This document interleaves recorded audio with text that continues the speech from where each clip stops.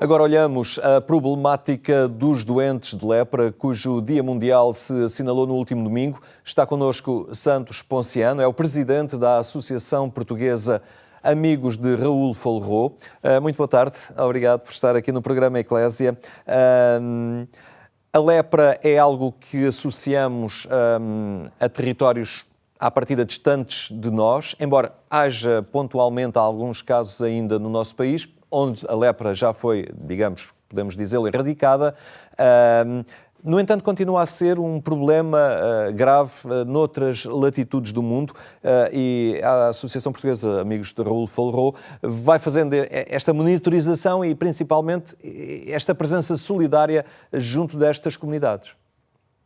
Boa tarde, muito obrigado pelo convite. É verdade, em Portugal, felizmente, está erradicada há muitos anos. Neste momento estão identificados cerca de 7 doentes já curados, portanto, ex-doentes, considerados ex-doentes, no território português. Aparecem pontualmente, todos os anos, sempre 2, 3 casos novos, que são importados normalmente por imigrantes, portanto, trazidos por imigrantes vindos de zonas endémicas, mas que são imediatamente resolvidos, porque são imediatamente tratados pelo Serviço Nacional de Saúde, e a lepra, neste momento, é uma doença com cura. Portanto, no entanto, noutras latitudes, noutros países, noutras regiões do mundo, continua a ser um problema a afetar muita gente ainda. Noutros países, realmente, a lepra continua a ser um problema grave. Todos os anos aparecem casos novos, segundo os últimos dados que temos da Organização Mundial de Saúde.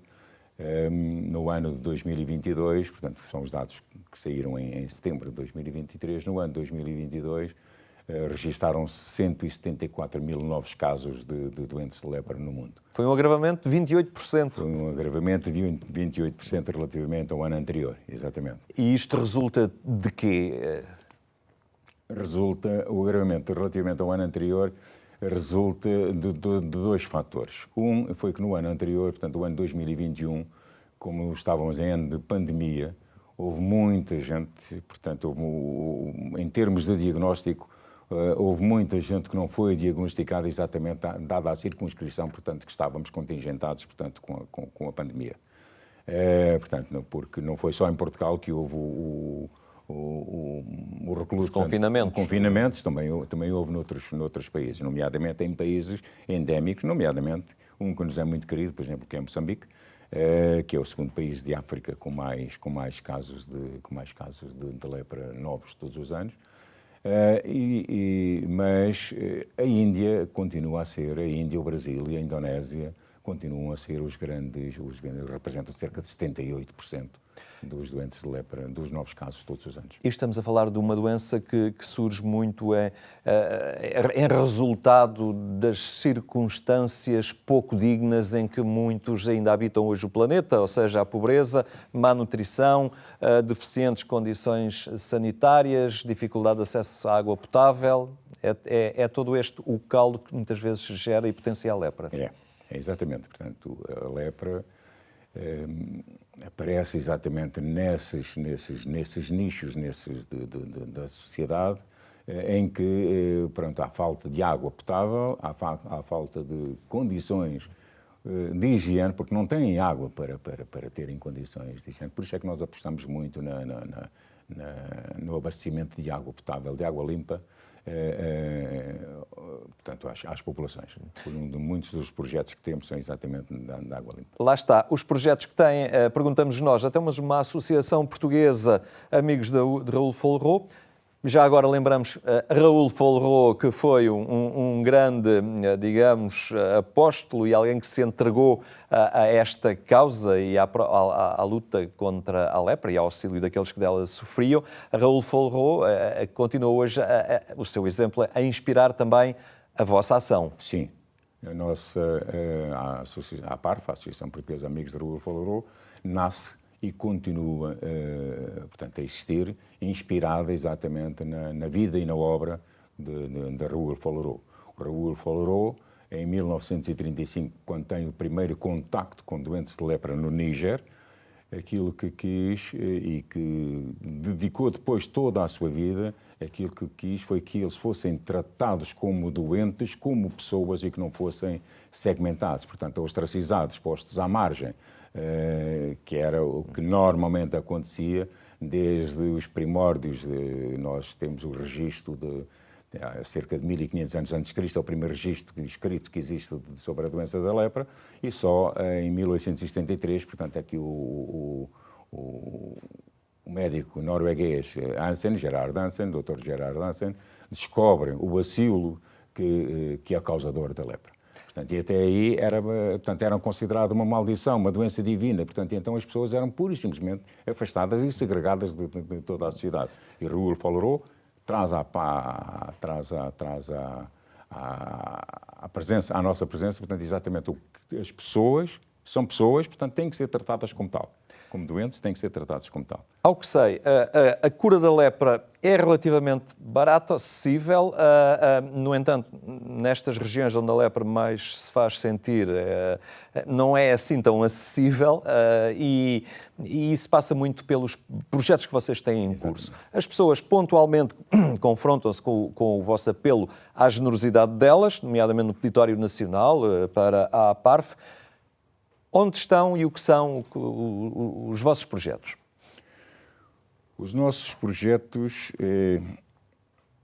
no ano de 2023, portanto, para falarmos num passado recente, estão em 16 países. Apoiamos 74 projetos em 16 países.